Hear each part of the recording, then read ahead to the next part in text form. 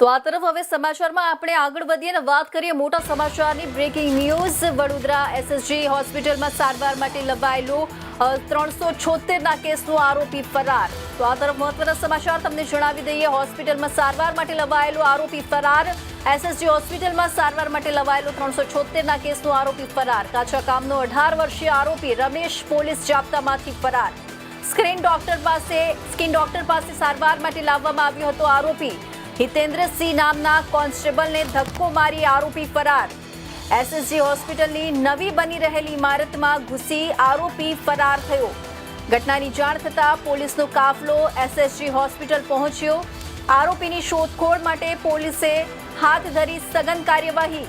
તો આ તરફ વડોદરાથી એક મહત્વના સમાચાર તમને જણાવી દઈએ કે હોસ્પિટલમાં આવેલો સારવાર માટે આવેલો આરોપી ફરાર થઈ ગયો હોવાનો સમાચાર છે। એસએસજી હોસ્પિટલમાં સારવાર માટે લવાયેલો 376ના કેસનો આરોપી ફરાર।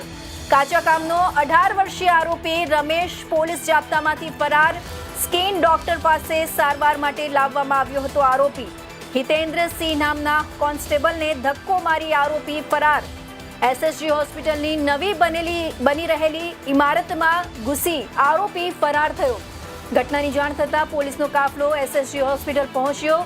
આરોપીની શોધખોળ માટે પોલીસે હાથ ધરી સઘન કાર્યવાહી।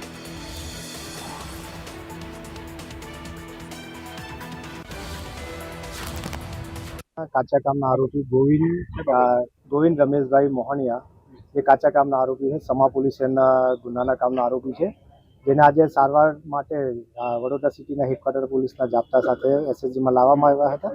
તો પોલીસને ચકમો આપીને ફરાર થયો હતો અને ભાગતા વિડીયોને એમાં જોતા આ બિલ્ડિંગ જે કન્સ્ટ્રક્શન હેઠળ છે એમાં અંદર પ્રવેશતા દેખાયો હતો। એટલે એ બિલ્ડિંગને તાત્કાલિક કોર્ડન કરીને ટીમ બનાવી અને પોલીસની ટીમો દ્વારા સર્ચ કરવામાં આવેલ। સર્ચની કાર્યવાહી ચાલુ છે। હજી સુધી આરોપી મળી આવેલ નથી। એનાઉન્સમેન્ટ પણ કર્યું પ્રત્યાર્પણ કરવા માટે આરોપી। હા, શું એનાઉન્સમેન્ટ કેમ એનાઉન્સમેન્ટ માટે એટલે કે આરોપી અંદર છુપાયો હોય તો એને ખ્યાલ આવે કે પોલીસે કોર્ડન કરેલો છે, તો એને સરેન્ડર કરવા માટે ડ્રોનની મદદ લીધી?